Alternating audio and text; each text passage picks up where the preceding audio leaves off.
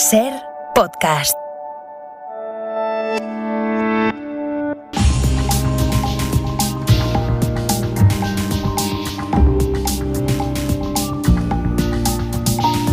Seguro que cuando queda con la familia, con los amigos o cuando va al trabajo, lo que sea, nota que no todos estamos viviendo esta fase de la pandemia por igual. Hay quien prefiere quitarse la mascarilla por la calle, quien ha recuperado casi la normalidad, quien sigue desinfectando la compra incluso, o los zapatos al llegar a casa. Hay gente que lo sigue haciendo. Para algunos la pandemia ya es agua pasada, para otros sigue estando absolutamente presente en sus costumbres del día a día. Prefieren seguir manteniendo rutinas de marzo o de abril de 2020, incluso aunque la investigación haya demostrado que esas rutinas de limpieza no tienen demasiada base científica. Por eso hoy nos ha llamado la atención un vídeo que ha colgado en internet Metro de Bilbao. El vídeo enseña cómo se llevan a cabo unas tareas de desinfección en las escaleras mecánicas del metro, pero las imágenes han dado lugar a todo tipo de chanzas por cómo el operario estaba supuestamente desinfectando las escaleras. Radio Bilbao, Miguel Ángel Garrosa. Gabo, buenas noches. Hola, sí, desinfectaba las escaleras, pero todo el rato desinfectaba el mismo punto. El operario con su EPI blanca estaba limpiando el agarradero según iba subiendo las escaleras mecánicas hacia el piso superior. Metro Bilbao se ha convertido en trending topic. La cuenta oficial del suburbano publicaba este mensaje. Metro Bilbao continúa con las labores de limpieza de alta intensidad. Así se desinfectan las escaleras, tu viaje seguro. Lo dicho, un operario limpiando continuamente el mismo sitio. El tuit, con un vídeo de 44 segundos y que lleva ya 1 millón de reproducciones, ha tenido centenares de respuestas. Ha habido tuiteros incluso que le han puesto la música de Benny Hill a ese momento. Metro Bilbao no ha borrado el tuit, pero a media tarde sí que han colgado un par de vídeos en el que explican que se limpian todas las superficies del suburbano. Y realmente es así. El suburbano de Bilbao cuelga durante toda la pandemia en sus redes sociales vídeos en los que se demuestra, en los que se ve cómo los operarios realizan labores de limpieza y desinfección diaria. Teresa Moreno, muy buenas noches. Hola, buenas noches. Es investigadora del Centro Superior de Investigaciones Científicas, directora del Instituto de Diagnóstico Ambiental y Estudios del Agua de Barcelona. El año pasado, en mayo, cuando salimos del confinamiento, cuando la gente empezó a usar el transporte público, había muchas dudas sobre su seguridad, sobre si podíamos tocar o no la barra, sobre si al subir por las escaleras nos podíamos contagiar agarrándonos al agarramanos. ¿A qué conclusión llegaron? Bueno, llegamos a la conclusión de que si bien las superficies podían ser infecciosas, porque el virus podía haber estado ahí, el problema más importante, el mecanismo de transmisión más fácil y más preocupante era el aire, o sea, las corrientes de aire, la ventilación, el estar cerca de una persona hablando, respirando que está contagiada. Ese era el problema más principal antes que la superficie. ¿Usted ha visto el vídeo del Metro de Bilbao? ¿Qué le ha parecido? Pues lo he visto esta mañana y bueno, a mí me parece que toda fama es buena, como decían, ¿no? Entonces es bueno que la gente vea estas cosas y que piense, que se acuerde de que hay que tener cuidado con los sitios que se tocan, pero ciertamente si hay que priorizar algo más que las superficies, que está bien que se limpien, porque hay gente que se puede contagiar así, el principal problema es el aire y los aerosoles. Y todos respiramos y todos hablamos y entonces lo que tenemos que conseguir es que mejoremos la ventilación en el metro y en cualquier sitio cerrado que necesite que la ventilación se renueve constantemente. Por ejemplo, en el metro, esto lo hemos hablado muchas veces, pero no está de más recordarlo. Si alguien entra a cantar al vagón, ¿eso es más peligroso que entre una persona y esté callada? Pues sí, tengo que decir que sí.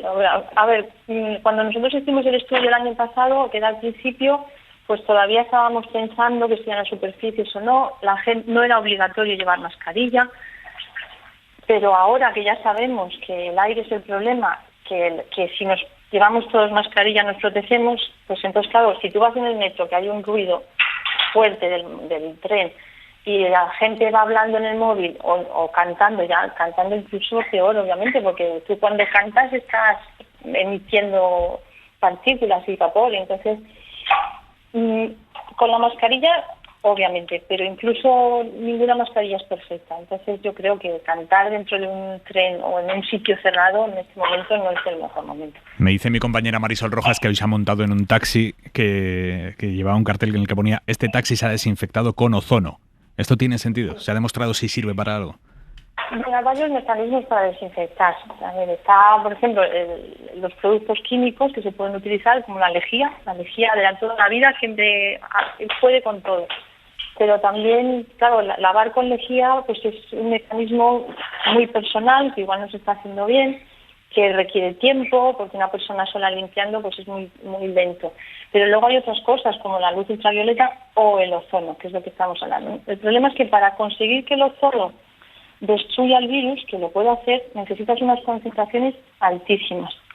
Entonces, en un espacio cerrado, en este taxi o en cualquier sitio, supongo, bueno, seguro que lo hacen por la noche cuando no hay gente, y entonces se tienen que poner unas concentraciones tan altas que son malas para la salud, o sea, que en el vehículo no puede haber nadie cuando usted está haciendo eso.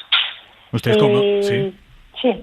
No, le iba a preguntar si usted como científica ha visto que estemos haciendo cosas en nuestro día a día, tengamos algún tipo de rutinas que se haya demostrado que no sirven para nada, pero como al principio las hacíamos, pues las seguimos haciendo. ¿Usted eso lo ha detectado? Claro, bueno, sí que es verdad que nos lavamos mucho las manos, pero es que eso yo creo que es bueno también, porque ahora este año también ha habido menos gripes, y ha habido menos transmisión de otros virus. Entonces, cualquier cosa, estas actividades que hacemos a diario, yo creo que son buenas también. Yo creo que el lavarse las manos, aunque no sea el principal, tiene que ser bueno para este virus y para los otros. Pero lo que tenemos que pensar siempre es en el aire. O sea, nosotros estamos en un sitio cerrado o en la calle. Si tú puedes oler el humo de una persona fumando, pues ese humo ha venido del pulmón de otra persona. O sea, que no hace falta estar muy lejos para que algo que ha respirado otra persona te llegue a ti. Entonces tenemos que tener cuidado con la gente, y claro, como tenemos miedo a la radiactividad, ¿verdad? Y no la vemos, pero los virus, las partículas tampoco las vemos y las estamos respirando constantemente. Entonces hay que tener cuidado pues con las distancias, con la gente, estar lejos, ponerse bien la mascarilla, no solo taparse la boca, también hay que taparse la nariz. Si tú te pones un espejo debajo de la nariz, se humedece, ¿no? O sea, tú estás echando partículas por la nariz. Entonces hay que hacerlo bien. Si todos lo hacemos bien, yo creo que hacemos muy difícil el contagio. Teresa Moreno, investigadora del CSIC. Gracias, buenas noches. Gracias a vosotros. Tomar medidas para evitar el contagio cuando la ciencia ha demostrado que esas medidas como tal no sirven, y a todos se nos vendrán ejemplos a la cabeza. Por ejemplo, sigue habiendo comercios que tienen a la entrada una alfombrilla que pone desinfecta aquí tus zapatillas. Bueno, tomar medidas que se han demostrado que no van a ningún lado, eso es teatro pandémico. Se llama así. Javier Salas, buenas noches. Hola, ¿qué tal? ¿Cómo estás? Periodista de Materia, que es la sección de ciencia del diario El País. Javi Salas publicó hace un año un artículo en el que nos descubrió a todos este concepto, el de teatro pandémico. Hoy el vídeo de Metro Bilbao se ha hecho viral. Parece que estamos aquí contra Metro Bilbao, para nada. Y que desinfecten lo que quieran, ¿no? Pero eso, por ejemplo, el publicar un vídeo con un señor ahí con su EPI y tal, con la manguera para aquí, para allá, en las escaleras mecánicas, desinfectando, ¿eso es teatro pandémico? Claro, es el mejor ejemplo, ¿no? Es hacer algo para que se vea que hacemos algo, ¿no? Digamos que las cosas que puede hacer el Metro de Bilbao o cualquier otro para digamos, evitar contagios son cosas que son muy difíciles de sacar en un vídeo y luego tuitearlo, ¿no? Por ejemplo, hace unos meses el transporte metropolitano de Barcelona lo que le sugería a sus usuarios era que fueran en silencio en el metro, que fueran en silencio en las cercanías. Eso, que digamos que es lo más útil, como bien decía Teresa Moreno antes, ¿no? Digamos que es así como salen las partículas contagiosas de nuestra boca. Eso es muy poco visual, es muy poco fácil sacar un vídeo de la gente callada y subirla a las redes y decir estamos haciendo lo que hace falta, ¿no? ¿Qué otras cosas son teatro pandémico y se siguen haciendo? Pues mira, hay una cosa que a mí me está dando mucha rabia y que se está haciendo mucho ahora que llega el verano, que es poner todo el foco en las playas, porque es una cosa también muy visual, ¿no? Y sacamos muchas imágenes de gente en las playas y incluso hay playas en las que hay gente en la puerta de la playa, como quien dice, contando el número de gente que entra, que es completamente inútil. Quiero decir que pueden entrar 100 o 200, pero si se juntan las 100 y se ponen a hablar a medio metro las unas de las otras en mascarilla, pues es igual de mal, ¿no? Yeah. O sea que hay muchas cosas que estamos más pendientes de que parezca que estamos haciendo algo en lugar de evitar los contagios como realmente funcionan, y sabemos que la gran mayoría, mucho más del 90% de los contagios se producen en interiores. Te pongo un ejemplo, un banco al aire libre en las instalaciones de un polideportivo municipal con una cinta para que no se sienten dos personas a hablar en un banco, al aire libre, en un banco amplio, en el que caben claramente dos personas? ¿Esto es teatro pandémico? Claro, bueno, eso también depende. Es que yo creo que aquí el mayor problema es que cuando pusimos muchas normas, y era normal, ¿no?, que se pusieran muchas normas a la gente de restricciones para que entendieran las cosas que había que hacer. Luego hemos tenido mucho tiempo, muchos meses, para explicarle, digamos, más en detalle cómo funcionan las cosas, ¿no? Entonces, cuando se decide hace unas semanas retirar las mascarillas en exteriores, en circunstancias en las que no nos podemos contagiar, en las circunstancias que no son de riesgo, esa es la parte que no le hemos explicado a la gente, ¿no? Las circunstancias que no son de riesgo. Yo me puedo sentar al lado de una persona en un banco, los dos leyendo, los dos sin mascarilla, y las probabilidades de que nos contagiemos son nulas. Si nos pegamos una hora hablando a 30 centímetros el uno del otro con la mascarilla quitada, evidentemente ahí empiezan a aparecer los riesgos. Pero digamos que es ese nivel de detalle el que deberíamos ya conocer todos a la perfección, dónde podemos quitarnos la mascarilla, dónde es más arriesgado acercarse a la gente y demás. Y digamos que renunciamos un poco a ello y preferimos eso, la brocha gorda, ¿no? El cerrar un banco, el nebulizar una barandilla. ¿Faltan protocolos claros que lleguen a todos los organismos y sepan qué medidas han dejado de tener sentido?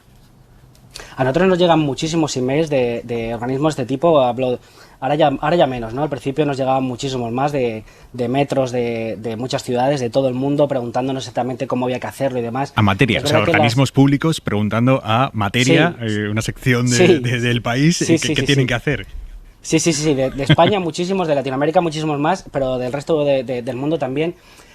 Porque veían que, digamos, que cuando haces herramientas un poco más visuales, ¿no? Nosotros hacíamos muchas infografías tratando de explicarle a la gente cómo se producen los contagios.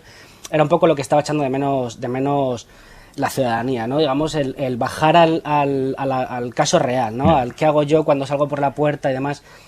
Un caso muy claro, ¿no?, con respecto a todo esto de las superficies contagian o no, que antes Teresa Moreno era, digamos, muy cuidadosa, pero hay muchísimos estudios que prácticamente imposible contagiarse por superficies, ¿no? Yeah. Y si eso funcionara, pues habría muchísimos contagios que no sabríamos dónde salen y que serían de tocar todos el mismo botón del ascensor, y eso no está pasando, ¿no? Sabemos dónde están produciendo los contagios y más o menos sabemos cómo se producen, y es por quitarse la mascarilla, estar mucho tiempo al lado de alguien. Hablando de infografías, Javi Salas, enhorabuena por el Ortega y Gasset que conseguiste con la infografía en la que se explicaba. Yo creo que es la mejor que se ha publicado en toda la pandemia, en la que se explicaba cómo se contagia uno en interiores. Claro, pero ese reportaje infográfico funcionó muy bien, Diego, de visitas y demás, porque la gente estaba demandando saber, eso, ¿no? Claro. Ver cómo hacerlo, ¿no? Ver que hay que abrir las ventanas y dejar que se ventile la estancia. Pues lo dicho, enhorabuena. Salas, un abrazo. Muchas gracias. Javier Quintero, muy buenas noches. Uy, tenemos problemas con esa conexión. Señor Quintero, ¿nos oye? Yo sí. Y nosotros de momento también, vamos a intentarlo. Jefe de Psiquiatría y Salud Mental del Hospital Infanta Leonor de Madrid, ¿les llega a la consulta personas que han desarrollado conductas obsesivas para evitar el contagio? Es cierto que ha habido mucho aumento, ¿no?, de las conductas obsesivas, sobre todo de rituales de limpieza y situaciones en las cuales pues la gente ha empezado a vivir muy obsesionada con todo lo que tiene que ver con la limpieza relacionada con el coronavirus, ¿no? Con un temple obsesivo previo, pues de repente empezar con la dinámica de la limpieza, de la higiene y demás, exagerado a un punto, pues eso ha hecho que muchos pacientes que ya tenían un mimbre, entre comillas, ¿no?, un temperamento previo un tanto obsesivo, pues se hayan descontrolado, ¿no? Esto de traer la compra y limpiarla hasta la asiduidad antes estaba escuchando la importancia de limpiar los espacios y demás. Yo creo que más que la importancia de limpiar los espacios, yo creo que lo que hemos generado es la importancia de la higiene de manos. Es decir, que si hemos sido capaces de instaurar una rutina de higiene de manos, eso nos va a simplificar muchísimas infecciones, no solamente del coronavirus, por supuesto. Estamos teniendo pequeños problemas con esta conexión. Vamos a seguir intentándolo. ¿No me oís bien? Sí, es que se está cortando. Yo no sé si puede buscar. Mientras yo le hago la pregunta, prometo además hacérsela larga, para que vaya buscando un punto con cobertura. Sí, no, todo el mundo puede desarrollar una obsesión en casos como este, o depende mucho de la personalidad de cada uno. Yo creo que no se obsesiona quien quiere, sino quien puede. Es decir, no todo el mundo puede tener, o tiene, entre comillas, en su temperamento, un esquema cognitivo un tanto más rígido que les hace ser pues un poco, como decimos técnicamente, anancástico, es decir, obsesivo en definitiva, ¿no? Si hay gente que eso no lo va a ser capaz de hacer. Y hay gente que en ese temperamento, lo que llamamos ese esqueleto biológico de la personalidad, pues sí que aparecen esos rasgos con un entorno, pues como puede ser el entorno de la pandemia, se ha acentuado, se ha exacerbado y nos ha llevado a un espacio, pues efectivamente, de síntomas y de clínica que claramente limita a esas personas en su día a día, en su capacidad de hacer una vida normal, ¿no? Doctor, todavía hay mucha gente en sus casas, sí, ¿no? Encerradas, pensando que no puede salir a la calle, ¿no? Y que el coronavirus es la fecha a la vuelta de la esquina. Esos son los casos más extremos, pero una persona que no tenga claro si ha cruzado la línea de la obsesión, pero que ella misma sea consciente de, a ver si estoy cayendo, ¿no? En obsesionarme con determinados rituales, ¿en qué momento se tiene que preocupar? ¿Cuáles son las señales? Una obsesión es aquello que yo no me puedo quitar de mi cabeza. En el momento en el cual yo no soy capaz de relajarme, de sentarme en un parque solo a disfrutar de una brisa de aire fresco, que yo no puedo salir sin estar constantemente obsesionado si he tocado un picaporte o no lo he tocado y demás. En el momento que se genera algún tipo de disfunción, es decir, de tensión en esa situación, entonces ya la obsesión es algo clínicamente significativo, ¿no? Hay gente que esto lo vive con normalidad, es decir, hay gente que los ves en la consulta y te consultan por otras cosas, pero les ves que van casi con ya menos, ¿no? Porque al principio recuerdo que la gente se puso en un momento determinado de los guantes. Bueno, los guantes en realidad es mucho mejor la limpieza de manos, ¿no? Que de alguna forma el punto lo tenemos en el momento en el cual esa idea no me permite hacer una vida, digamos, normal, una rutina, la rutina que yo quiera tener. ¿Y esto cómo se cura? ¿Terapia, medicación? Bueno, tenemos opciones en terapia, por supuesto, pero también hay algunos apoyos farmacológicos que nos pueden ser, en determinados casos bien seleccionados y evidentemente graves, nos pueden servir también algún apoyo farmacológico. Es decir, al final tenemos que ser capaces de entender que lo farmacológico y lo psicoterapéutico coexisten, ¿no? Y que en la mayoría de los problemas sabemos que la combinación, una adecuada combinación de ambos recursos suele ser la opción más eficaz. No quiere decir en esto que en este caso en concreto de una obsesión más o menos liviana o más o menos moderada, simplemente en el contexto de la pandemia, haya que plantearse lo farmacológico como primera línea de ninguna forma, pero en casos graves, desde luego, puede ser una opción muy, muy válida. Si uno vive en familia o trabaja con más gente, o incluso si tiene compañeros de piso, pues es más fácil de que a uno le adviertan, oye, cuidado que te estás pasando, o cuidado que puedes estar cruzando una línea. Pero ¿y las personas que viven solas es más difícil que pidan ayuda? Totalmente, totalmente. A nosotros ahora nos preocupa mucho todos estos ancianos que viven solos, que cogieron mucho miedo y que además estuvieron muy limitados en su movilidad, porque eran personas muy vulnerables durante la pandemia, que a pesar de tener ya la vacunación completa, siguen con mucho miedo en sus casas, siguen con una limitación muy muy importante de su actividad en la vida cotidiana, ¿no?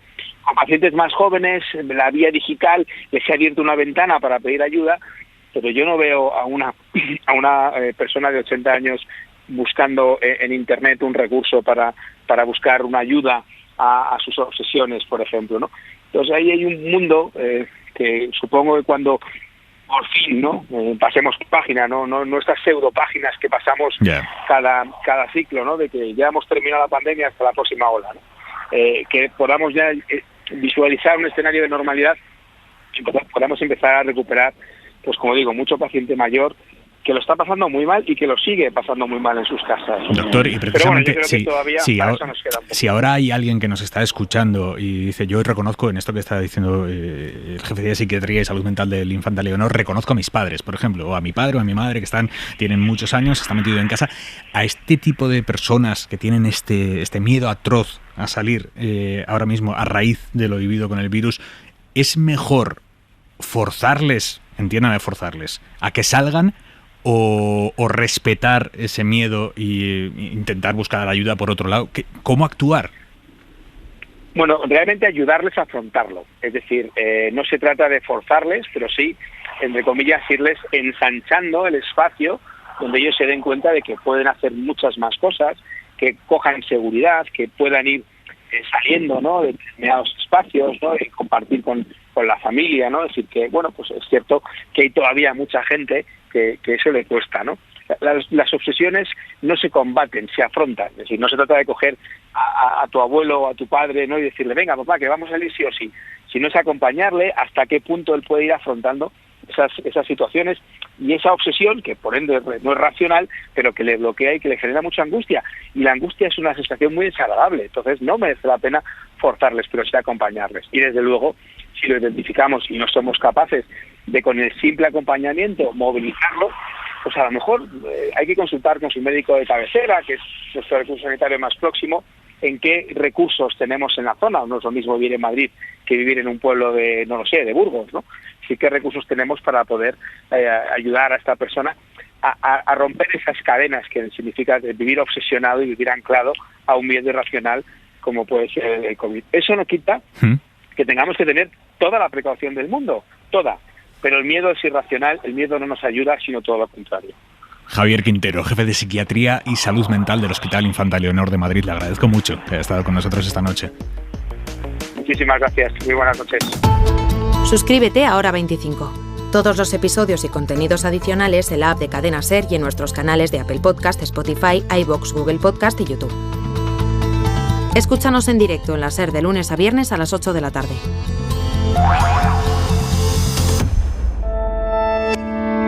Cadena SER.